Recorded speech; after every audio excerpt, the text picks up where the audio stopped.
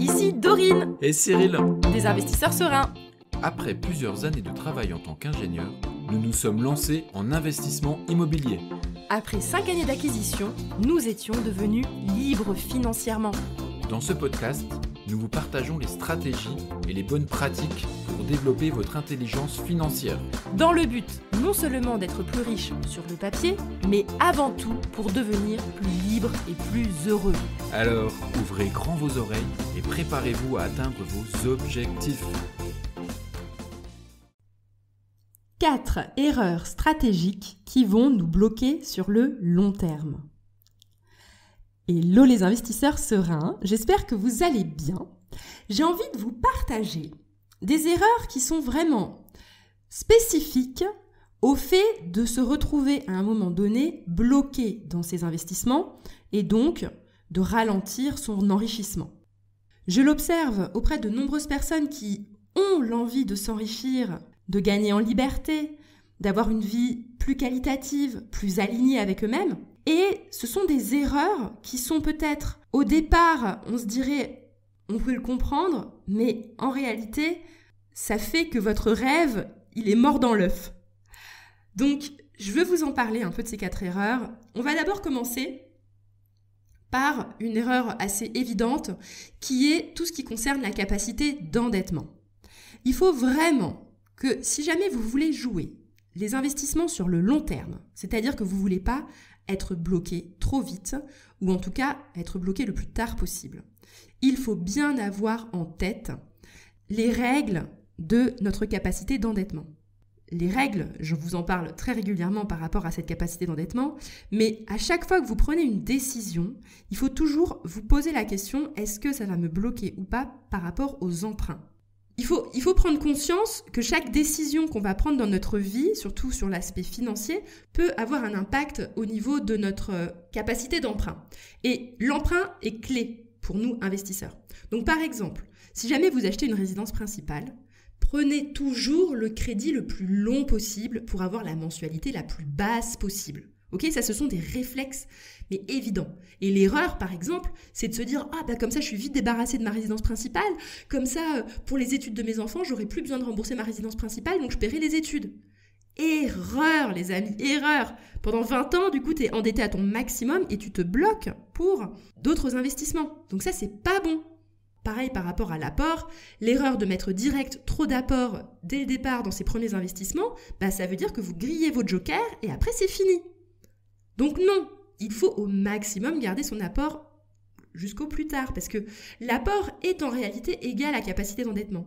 Parce que peut-être que votre 2e ou 3e projet, vous pouvez emprunter, mais la banque voudrait par exemple que vous mettiez 20% d'apport. Si vous ne les avez pas, finalement votre capacité d'endettement, elle n'est plus là. Donc, ayez toujours en tête ces éléments de capacité d'endettement pour ne pas vous bloquer bêtement pour la suite. Deuxième grosse erreur, c'est de ne pas accepter l'effort à faire pour la mise en route de ces investissements. Parce que souvent, et je vais faire un épisode d'ailleurs dessus pour les personnes qui sont déjà trop aisées, c'est-à-dire qui ont une vie déjà trop confortable. Et en fait, quand on est pris dans son train-train, on n'a plus envie de faire l'effort, de sortir le soir après le boulot pour aller faire des visites. Oh non, j'ai pas envie. Mais en fait, c'est vraiment du plaisir immédiat, de la fainéantise même immédiate, qui finalement va vous coûter tellement cher parce que vous n'aurez pas fait cet investissement supplémentaire que vous auriez dû faire. Et il faut accepter, surtout quand on est dans une phase de construction de son patrimoine, qu'il y a un minimum d'efforts à faire. Je veux dire, les amis, c'est pas possible de devenir riche, avoir du succès dans ses investissements sans lever le petit doigt. C'est pas possible. Donc, il faut accepter cet effort de mise en route. Et il peut durer plusieurs années. Et en réalité, devenir un investisseur, c'est carrément un état d'esprit qu'on développe sur plusieurs années. C'est pas comme ça du jour au lendemain qu'on devient un investisseur. C'est vraiment quelque chose finalement qui se cultive avec des compétences bien spécifiques qu'on développe au fur et à mesure qu'on est sur le terrain et au fur et à mesure qu'on prend de l'expérience.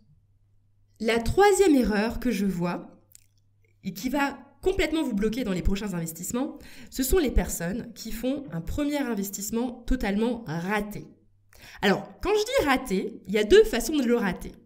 Soit vous avez décidé de suivre les conseils d'un ami qui n'a jamais investi, ou bien de suivre les conseils de votre banquier ou d'un conseiller en gestion de patrimoine qui n'a absolument jamais investi lui-même. Bref, vous êtes parti dans la mauvaise direction, vous avez par exemple acheté un Pinel, ou bien acheté un truc pas très rentable, et au final vous êtes dégoûté parce que ça vous a demandé du travail, de l'effort, du stress, et en plus c'est à cash flow négatif. Donc là, oui, ça c'est sûr, vous êtes dégoûté. Et l'autre cas de figure, ça peut aussi être de choisir un projet qui ne va pas vraiment correspondre à ses objectifs profonds. Par exemple, si vous avez juste envie, d'entre guillemets, d'investir pour la retraite parce que vous gagnez déjà très bien votre vie et que vous aimez beaucoup votre travail, c'est pas nécessaire de vous lancer dans un immeuble ou un appartement totalement délabré avec 6 mois, 8 mois de travaux, avec un chantier difficile à suivre. À ce moment-là, vous allez juste être dégoûté et puis vous allez être tellement crevé de l'année que vous aurez passé à lancer tout ça que vous n'aurez plus envie de continuer. Parce que vous serez en fait dégoûté de la charge de travail que vous aura demandé ce premier investissement. Il faut trouver l'investissement qui nous correspond par rapport à ses objectifs profonds. Ok ? Par exemple, si jamais vous voulez absolument avoir rapidement des revenus complémentaires, et qu'en plus vous avez un budget très serré, il y a des chances que vous allez devoir mettre fortement la main à la pâte pour suivre des travaux, éventuellement faire de la location courte durée. Il faut adapter en fait le projet à votre besoin et à vos envies. Mais par contre, si vous êtes ultra aisé mais que vous avez un travail ultra prenant qui vous prend beaucoup de temps, que vous aimez beaucoup et que vous n'avez pas envie de passer trop de temps sur votre investissement immobilier, pareil, il faut trouver l'investissement qui ne va pas vous dégoûter de l'investissement immobilier tellement il va être prenant et que c'est pas ce qui va vous correspondre. Et ensuite, on va arriver sur la 4e erreur qui, je trouve aussi, elle est terrible parce que ça me rend triste. Moi, en fait, dès que quelqu'un perd de l'argent ou que quelqu'un n'a pas fait un bon choix en tant qu'investisseur, moi, ça me fait tout de suite mal au cœur. Par exemple, en fait, ce sont les personnes qui gagnent déjà très bien leur vie, mais qui décident de faire finalement un investissement qui est beaucoup trop petit, qui est trop petit joueur. Et si vous êtes trop petit joueur, par exemple, vous auriez eu le budget d'acheter un immeuble à 200 000 euros, par exemple, ou 200, 250 000 euros, mais vous êtes parti sur un petit appart à 70 000 euros. En fait, l'effort de gérer un petit appart de 70 000 euros est quasiment le même que de gérer un immeuble à 250 000 euros. Chaque achat prend le même temps, que ce soit en termes de recherche, de négociation, d'obtention de prêts, de mise en location, de gestion des travaux, tout ça en fait ça prend à peu près le même temps, peu importe la taille du projet. C'est pour ça que, alors j'ai bien dit à peu près, et c'est pour ça que si jamais vous avez le budget pour faire un projet assez conséquent, le problème de partir sur un petit projet, même si je peux comprendre que certains ça les rassure de partir sur un petit projet, le problème de ça, c'est que si cet investissement s'avère un peu difficile, que ça prend du temps à trouver la bonne affaire, que la gestion des travaux est un peu laborieuse.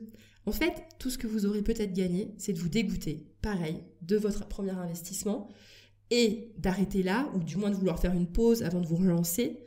Et en fait, pendant tout ce temps-là, vous n'aurez pas du tout optimisé votre capacité d'endettement parce que vous auriez pu faire plus. Et donc, il faut absolument trouver un projet à la taille de son ambition, mais aussi à la taille de son envie d'implication.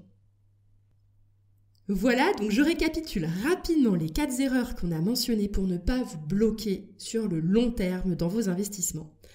La première erreur, c'est de se planter, de prendre les mauvaises décisions au niveau de sa capacité d'endettement. Il faut toujours avoir en tête ce que va penser le banquier en fonction des décisions que vous prenez dans votre vie. La deuxième erreur, c'est de ne pas accepter l'effort de mise en route. Oui, il ne faut pas être fainéant au début, il faut se bouger et après seulement, quand vous serez dans une phase de consolidation, vous pourrez aborder des investissements peut-être plus passifs. Mais au début, quand on construit, il faut mettre la main à la pâte. La troisième erreur, c'est de se dégoûter du premier investissement parce qu'il nous a pris trop de charge mentale, parce qu'il était trop prenant en termes d'implication par rapport à ce qu'on était réellement prêt à mettre et du coup, on est dégoûté de son investissement. Pareil, si jamais on a fait un investissement trop peu rentable qui finit en cash flow négatif, alors là, je peux vous garantir que ça fait quelqu'un qui ne va plus avoir la motivation de se relancer en immobilier.